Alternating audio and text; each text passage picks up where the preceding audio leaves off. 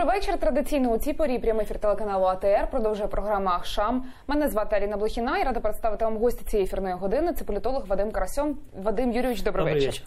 Розпочинаємо ми, власне, ось цієї історії, як з героїв перетворюються на антигероїв. Поговоримо про Надію Савченко. Вона сьогодні з'явилася на допит до Служби безпеки України, як того вимагав генеральний прокурор. Ну і от після сьогоднішнього допиту в СБУ Надія Савченко ледь не закликала до державного перевороту. Давайте послухаємо.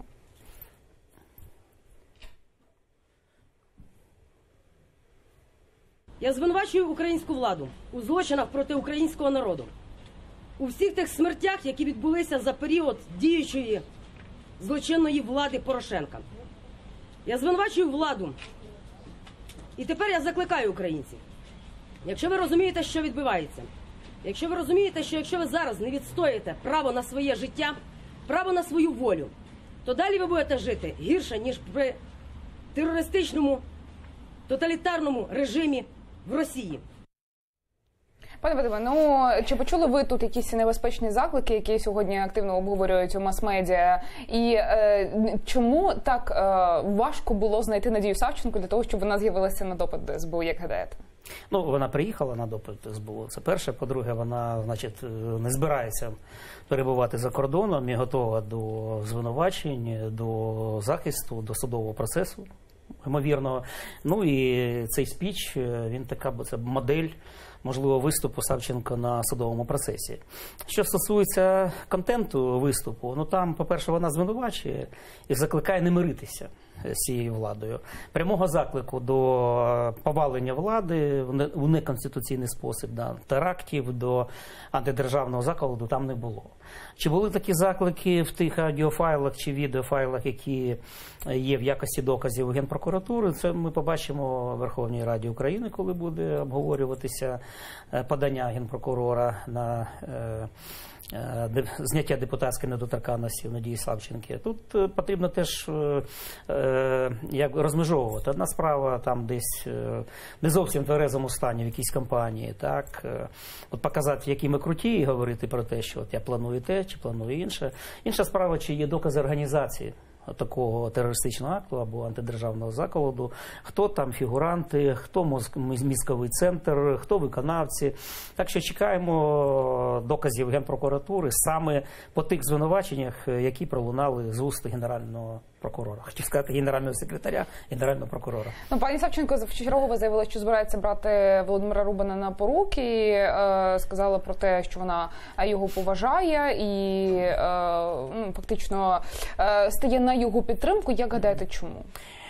І, ну, це може бути солідарність військова, так? Якщо вона не впевнена в тих звинуваченнях на адресу Рубана, які пролунали, значить вона може взяти його на поруки, замість того, щоб він перебував в камері СІЗО в попередньому як там, засобів попередньому арешті, так?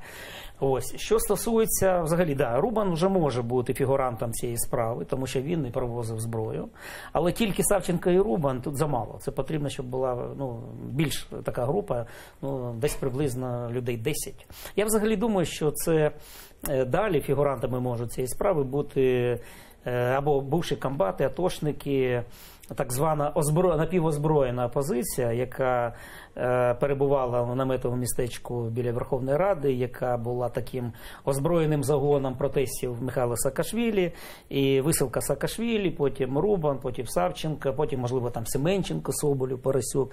Це все ланцюги для того, щоб прибрати цю вуличну опозицію, тим більше, що вона озброєна, і тим більше, що вони слів не підбирали, коли вони зверталися до влади, звинувачували в цьому гріхах. Це вони не наступають там на ДНР, ЛНР, що гинуть, що кругом зрада, що там Іловайськ, Муженка. Ну, це такі постійні такі наративи, постійні такі річові кліше, мовні кліше, які застосовувалися цими радикальними атошниками бувшими або комбатами, добробатами, які не інтегровані в нинішню владу. Тому що одні інтегрувалися в нинішню владу, так, одні парамілітарні організації контролюють контролюється владою. Я не буду говорити, хто там, хто контролює, це інша зовсім річ. Але були й такі, так, які не контролювалися нинішньою владою і навпаки робили такі антивладні заяви. І більше того, не забуваємо, що коли було ліквідовано те наметове містечко біля Верховної Ради, там же теж знайшли зброю. Так, і очевидно, це теж буде в якості якогось доказу, факту представлено в тих звинуваченнях, які будуть Генпрокуратурою далі розвиватися і по справі Рубана, і по справі Савченка, можливо, по іншим справам. Я думаю, що це не закінчилося цим. Ну, ще до сьогоднішнього дня Надію Савченко викликали на допит до Служби безпеки України якраз у справі Володимира Рубана як свідка. І дійсно ви говорили про те, що Генпрокурор вніс подання до парламенту на притягнення, на дозвіл щодо притягнення до кримінальної відповідальності, затримання і арешт, де це будуть голосувати нардепи. Але при цьому Юрій Луценко сказав, що Надія Савченко вже навіть готувала теракт у сесійній залі парламенту. Давайте почуємо. У слідства є незаперечні докази того, що Надія Савченко, народний депутат України, особисто планувала, особисто вербувала, особисто давала вказівки про те, як провести терористичний акт тут, в цьому залі, знищивши бойовими гранатами 2 ложі урядову і посадову, мінометами обрушивши купол Верховної Ради і автоматами добиваючи тих, хто виживе. У нас є незаперечні на це докази, і тому сьогодні я, як Генеральний прокурор України, внесу до Верховної Ради подання про притягнення до кримінальної відповідальності, затримання та арешт народного депутата Савченка. Крім того, прошу вас, шановні народні депутати, невідкладно підтримати проект закону, який давно знаходиться у вас на розгляді, про те, що після подання Генпрокурора дипломатичні закордонні паспорти народного депутата зупиняються для того, щоб цей фігурант залишився в Україні і відповідав перед українським судом. Просив би це зробити невідкладно. Нинішній регламент диктує нам 5 днів. Вадим Юрійович, вам віриться в такий парламентський бойовик, про який говорить Генпрокурор? Це проблема віри, так, релігійна проблема, вірю, не вірю, так, вірую, не вірую. Це проблема доказів, це проблема раціональності, так. Зрозуміло, є публічна частина політики. І в чому професія політика? Політик завжди перебільшує. Опозиціонер перебільшує вади влади, і все як погано, а влада перебільшує навпаки, що все так би добре, ну, є проблеми, але все добре. Тому у нас Генеральний прокурор більше політик, так, і він може перебільшувати, як в одну, так і в іншу сторону. Савченка може перебільшувати, коли вона захищається, так. Інші недруги Савченка теж будуть перебільшувати. Ну, це політика – це така професія, де все перебільшують. А ось коли вступають в дію процесуальні норми, факти, докази, слідчі, так, прокурори, адвокати, тут уже перебільшувати неможливо. Тут потрібна доказова, фундаментальна і документальна база. Тому я чекаю, що яка це буде документальна база, тому що, знаєте, можна багато чого говорити в п'яній кампанії. Відчути себе Наполеоном, так, що тут прийде, знаєте, там Савченко прийде, порядок наведе, там Ківа прийде, порядок наведе, так, ось такі меми ходять. І тут дійсно, я теж великий, так, тому що влада корумпована, там зажралися, вони такі бездарі, вони ледачі, вони не можуть справитися там з якимось Захарченко, Плотницьким, вони не можуть Путіну показати там Пустіну мать. Так, от є ж такі розмови, і вони бувають, так, послухати в ваших ефірах і на інших каналах, навіть в прямих ефірах такі є заяви. Наші політики не фільтрують, до речі, вирази і іноді, я не поважаю слова, вагомість політичного слова, що це говорить не проста людина, так, не на базарі якомусь, а політик говорить, якому це публічна фігура. Але це одне. А якщо дійсно є організація, є докази, як планують ці теракти, так, в який спосіб, хто, в яку годину там, знаєте, як там по всій Іспанії безоблачне небо, коли франківський переворот був в Іспанії, так, в 36-му році, чи в 37-му, там сигнал був. Во всій Іспанії безоблачне небо, і почалися ці всі, так сказати, Франко почав цей путч, так, і там Піночет. Оце інша справа. Тому я допускаю, що Савченко могла це говорити. Так, у цій кампанії вони люди військові, вони прямі, недосвідчені, іноді не зовсім, я би сказав, політкоректні, тому що треба бути більш політкоректним. Але чи робила вона те, в чому я звинувачую Генпрокурор, давайте почекаємо Генпрокурора. Я не можу і не довіряти Генпрокурору, але я і не можу повністю довіряти тільки публічним заявам. Я хочу побачити чіткі докази, чіткі факти. Тоді ми можемо роздумувати про це, думати про це раціонально, а не тільки емоційно. А чому взагалі от Надія Савченко перетворилася з героя на антигероя? Тому що навіть сьогодні депутати писали, там робили дописи на своїх фейсбук-сторінках про те, що коли Надія Савченко була на території Російської Федерації у полоні, вони усіляко боролися за те, щоб Надія повернулася в Україну додому, а тепер розчаровані її поведінкою, персоною. Чому так сталося? Знаєте, з одного боку міг би сказати, що ми надто емоційна нація, так? І ми на таких гойдалках від князі в грязі, або з грязі в князі, або від героя до зрадника. Але ще, бачите, все ж таки країна хоче своїх героїв мати.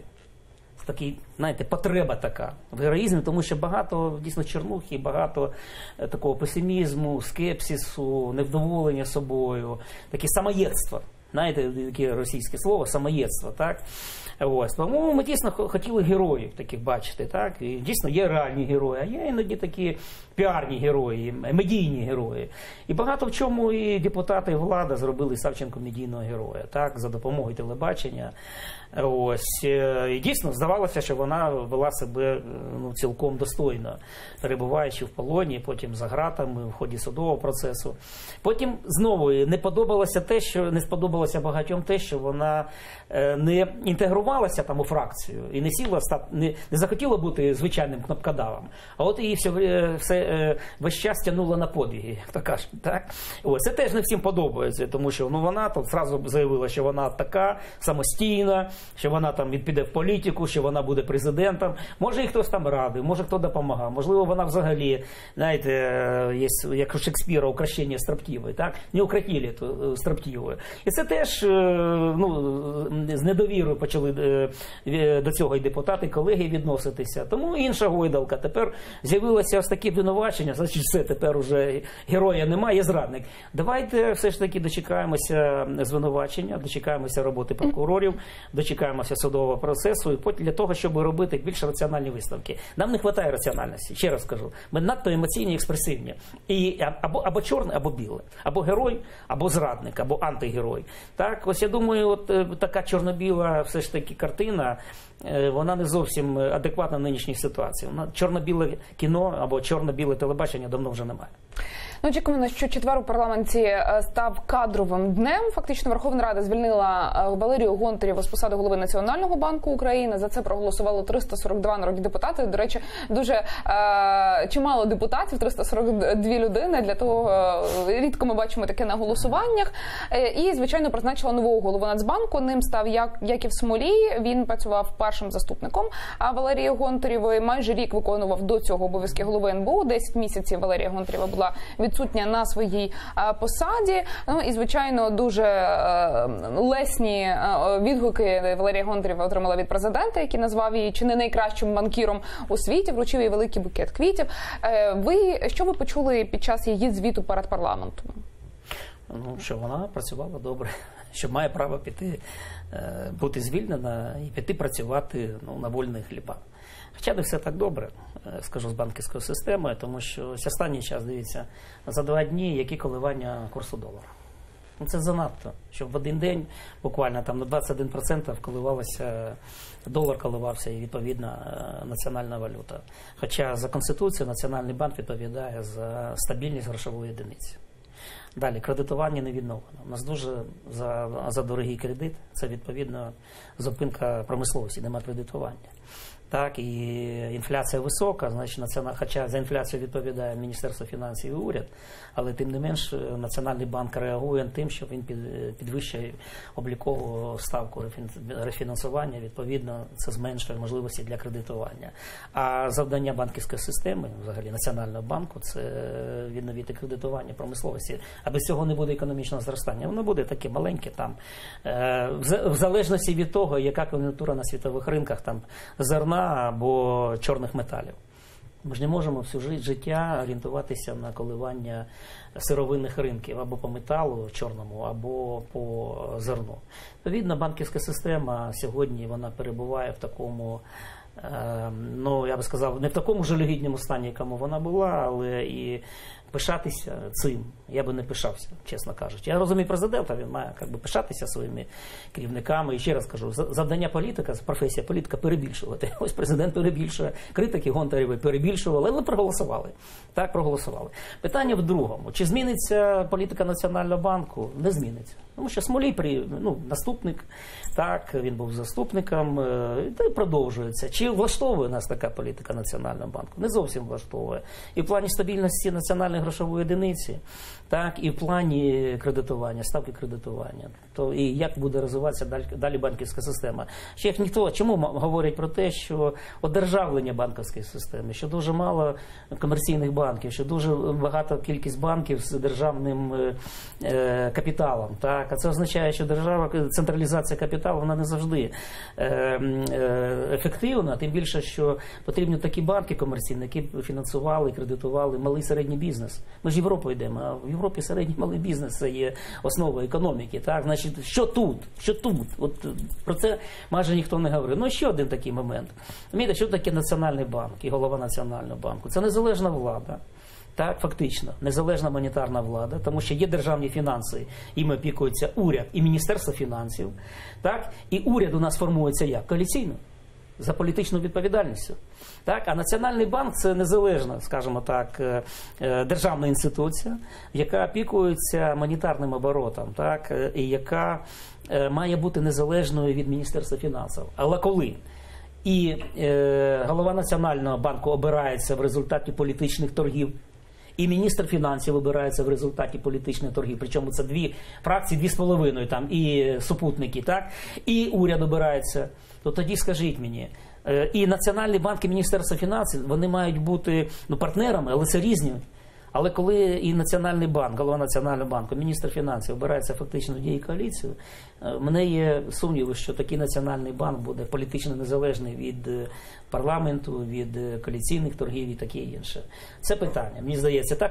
Таке ж питання і по омбудсмену, так, тому що обрали теж представника політичної сили, а не незалежного правозахисника, авторитетного, якому довіряли би.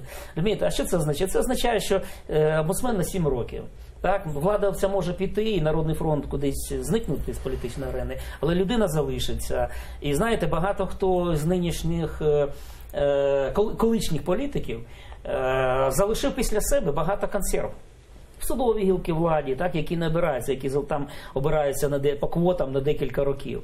Так і тут, я так розумію, що багато хто сьогодні хоче злитися з державним апаратом, фактично, так, з політичних міркувань, захватити ці посади, які є політично незалежними, для того, щоб потім мати вплив на випадок або продовження своїх політичних повноважень, якщо там Народний фронт має, вдруг раптом виграє, там знову попаде до Верховної Ради, або просто, не будучи в політиці, все ж таки впливати на своїх людей через ці посади.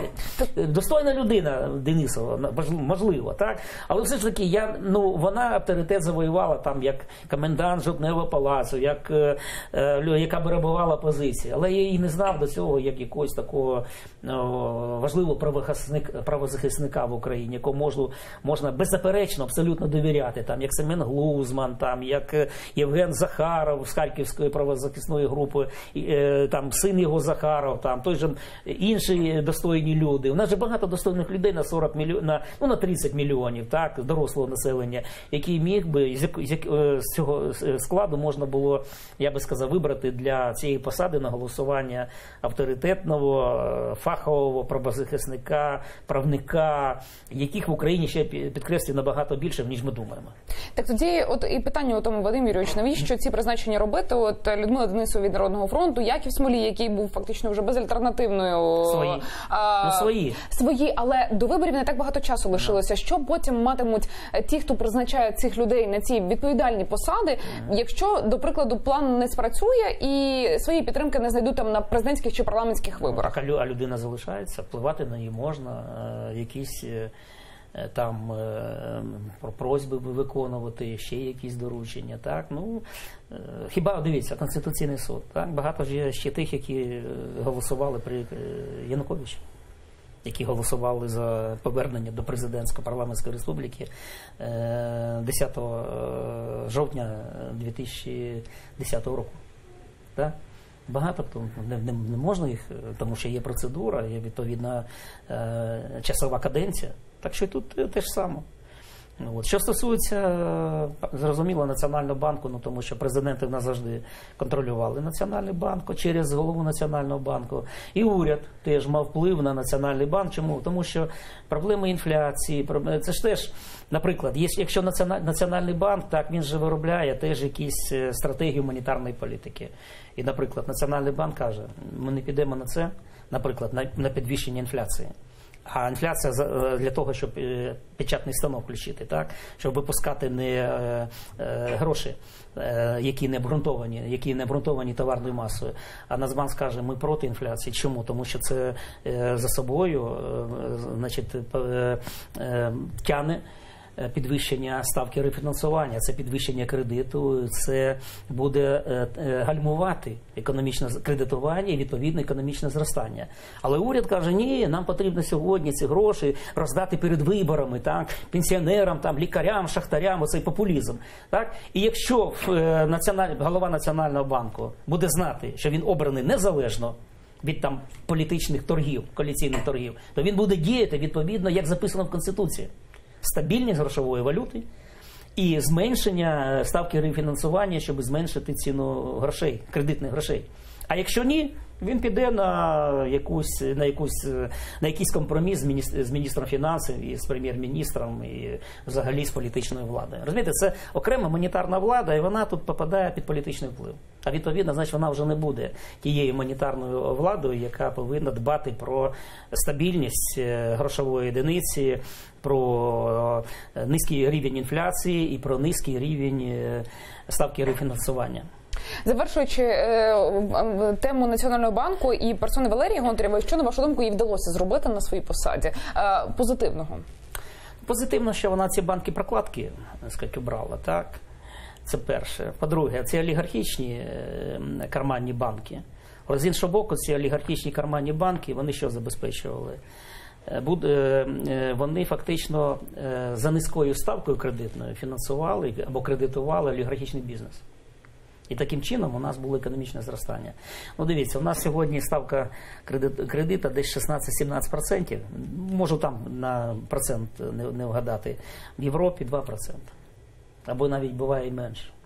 Тому вдалося з одного боку прибрати ці олігархічні банки, але з іншого боку проблему кредитування економіки ми не вирішили. І по-друге, дійсно потрібно було прибрати ці всі банки, які є фактично такими касами або мошенническими якимись структурами були.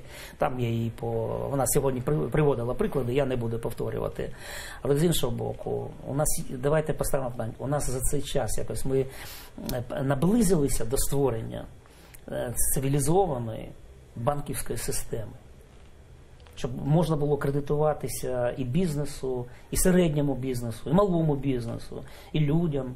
Так, люди ж теж не впевнені, тому що і з депозитами там є проблеми. Так, я думаю, що цього не вдалося. Все-таки, можливо, якісь авгієві там конюшні почистили, так? Але з іншого боку централізували капітал в інтересах окремих олігархічних груп, які вижили, інші групи розтрощили. Можливо, і що стосується Приватбанку, то це більше, я думаю, заслуга, як це більш-менш безболісно, це заслуга Міністерства фінансів, а не Національного банку. Але створити нову таку проєвропейську хоча б, або вивести на траєкторію такої європейської моделі банківської системи, мені здається, ми ще не зробили Гонтарева.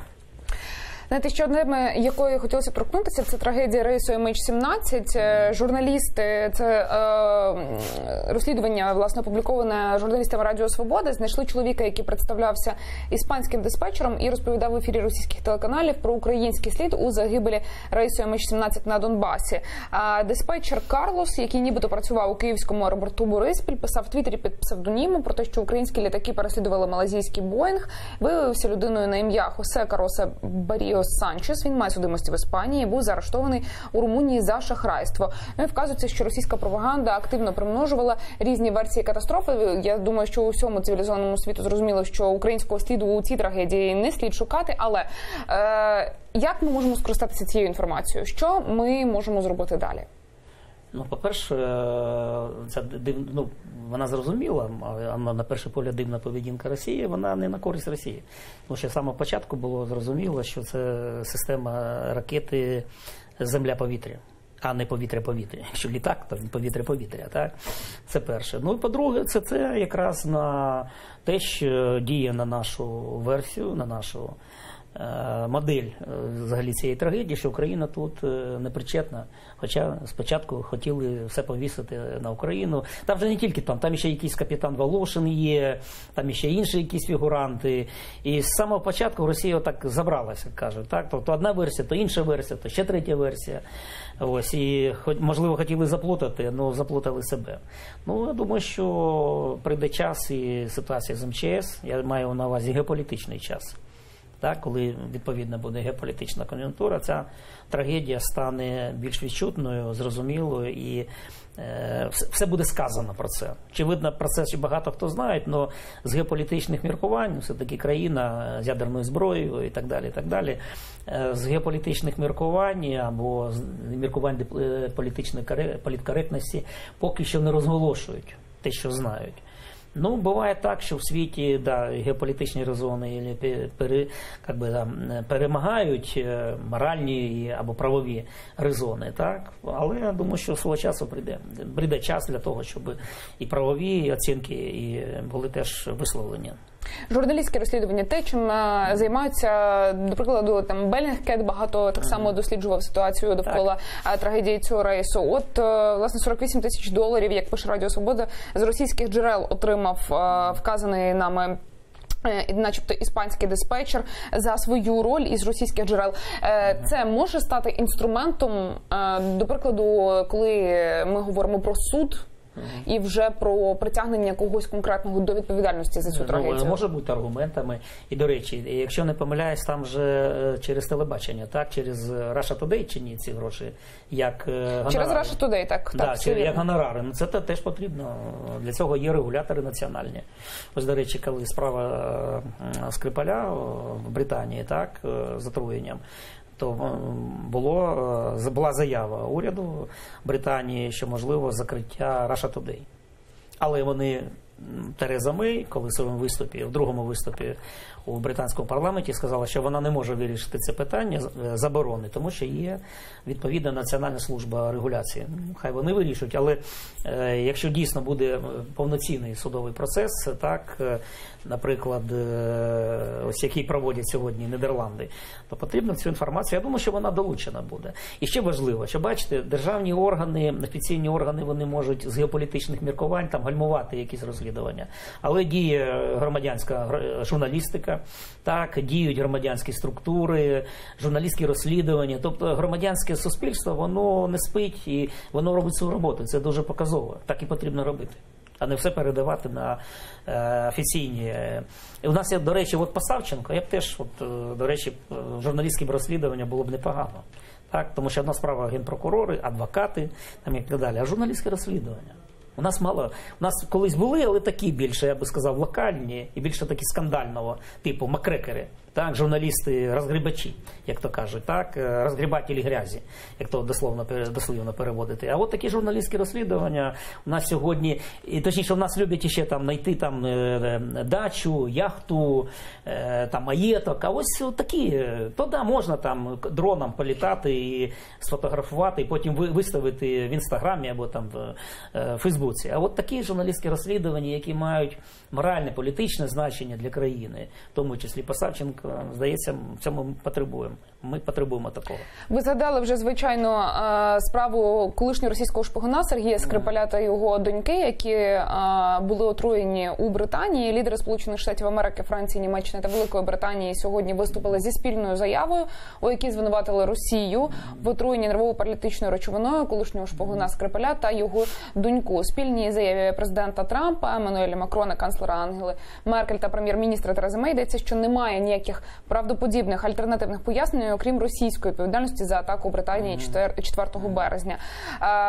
Британія, знаємо, що збирається висилати дипломатів російських зі своєї території. Офіційний Кремль так само заявляв вже про те, що буде висилати як відповідь британських послів. Ось ця уся історія. Хотілося б почути ваш коментар щодо неї. Чи маєте ви з огляду на те, як реагують на це світові лідери, а пояснення, знаєте, відповідь на питання, чому Путін не боїться навіть зараз? Ну, по-перше, ще раз, у нього є це ядерна зброя. Це перше. По-друге, якщо буде тиск на олігархів, які проживають на інших територіях, так, буде боротьба з російським капіталом олігархів, які є на Західні, це він вважає, що цей капітал буде повертатися до Росії. І по-третє, якщо подивитися цю заяву, то вона не дуже така жорстка. Тому що там же, дивіться, як, по-перше, вони вимагають від Росії пояснень. Тобто ще немає чіткого розуміння, що і чітких таких меседжів і визначення, що Росія однозначно 100% винувата. Там написано, нема правдоподібних, я би сказав, чи це правдоподібних інших якихось версій. Так? Поки що далі. Ми побачимо, як будуть діяти. Одна справа заяви, протокольна річ. Да? Потрібно продемонструвати сьогодні з Британією солідарність, тому що 5 статтю Вашингтонського договору, можливо, НАТО і не піде на це. Так, і Сполучені Штати Америки. Але заява має бути, має бути. Але побачимо, що буде по Північному потоку-2. Як Німеччина буде себе поводитися тут. Так, тому що проект поки що не згорнутий. Побачимо, чи будуть дії щодо бойкоту чемпіонату світу з футболу в Росії. Так, це 2. Ось, тобто, ще я з одного боку, да, от я дивився і наші коментарі там, і в соцмережах, і в медіа, що да, є британська антипутінська коаліція, так би мовити, і таке інше. Але я чекав більшої жорсткості. Так? Жорсткість формулювань.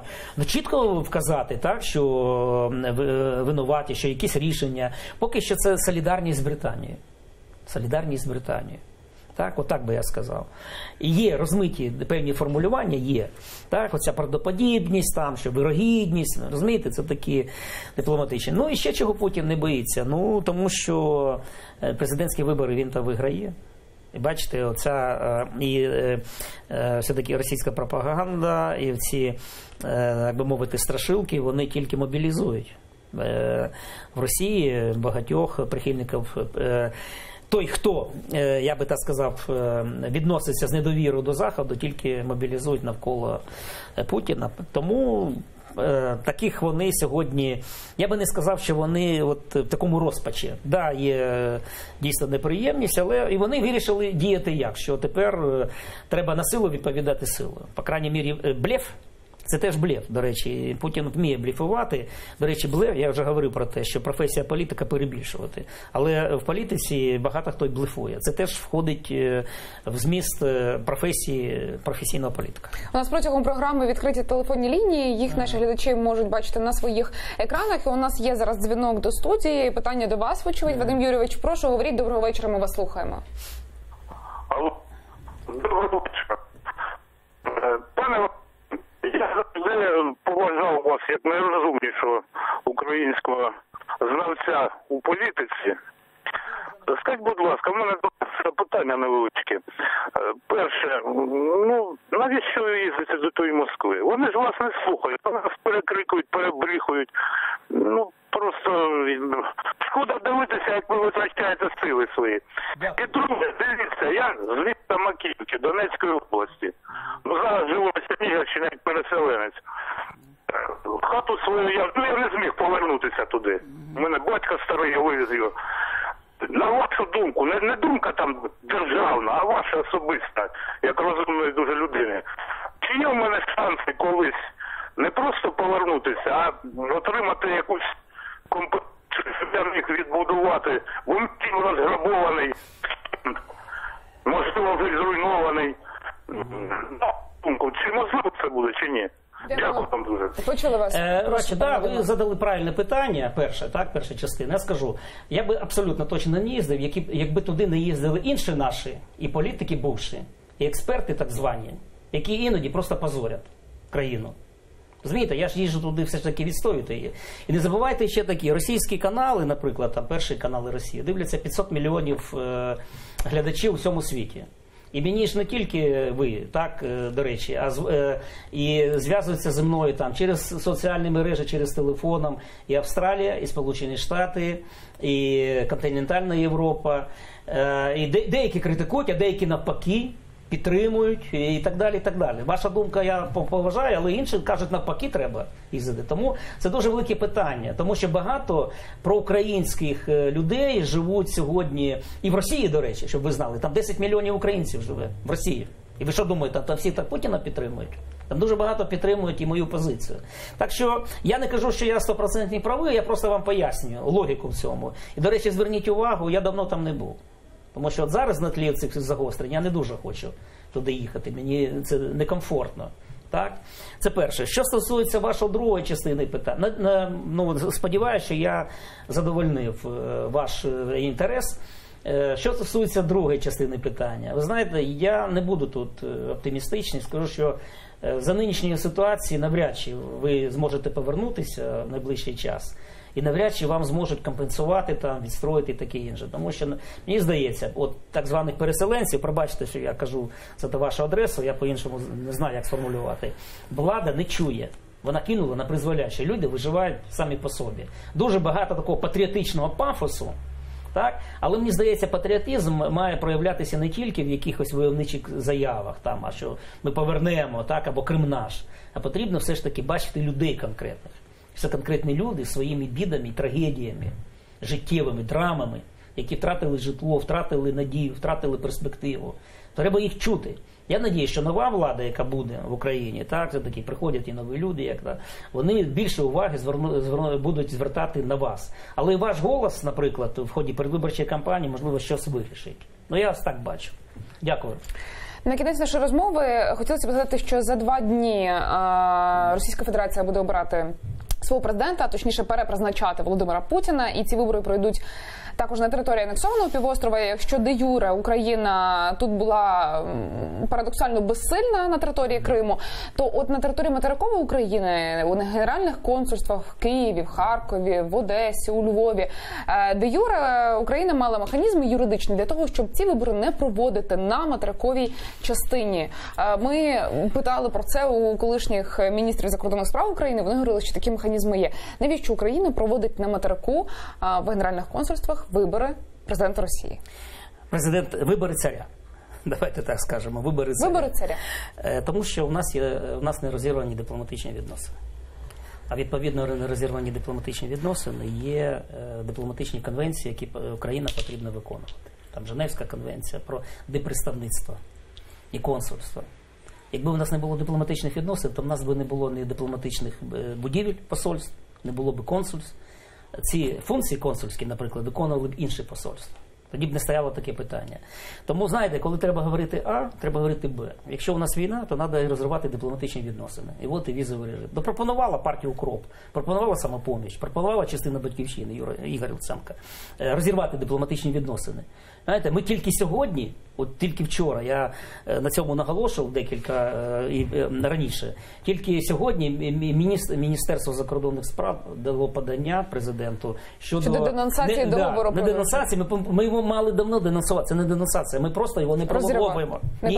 І треба його пролонгувати, він же на 10 років був. Так? В 98-му році 10 років, потім 10 років, і в 2018 році спливає термін його. Ми просто його не пролонговуємо, все, він перестає діяти. А ми до цього навіть не дотягнулися. Тому що з одного боку Росія в нас ворог, а з іншого боку вона друг. Тому що договір називається про дружбу, там стратегічне партнерство і таке інше. Яке стратегічне партнерство? Тому треба так. От, і оскільки ми не розірвали дипломатичні відносини, відповідно є посольства, відповідно, є консульські служби, є громадяни Російської Федерації, перебувають на нашій території. Відповідно, ми маємо забезпечити їх право на волевиявлення. Так записано в дипломатичних конвенціях, в тому числі і Віденська конвенція про обмін посольствами або посольські служби. Вадим Юрійович, я вам дуже дякую за розмову, за відповіді, за візит до нашої студії. Політолог Вадим Карасьов був гостем цієї ефірної години. Традиційно за 5 хвилин прямий ефір телеканалу АТР продовжить «Заман» у викладі Ескендера Маметова. За 30 хвилин повертаємося у цю студію. Залишайтеся із АТР.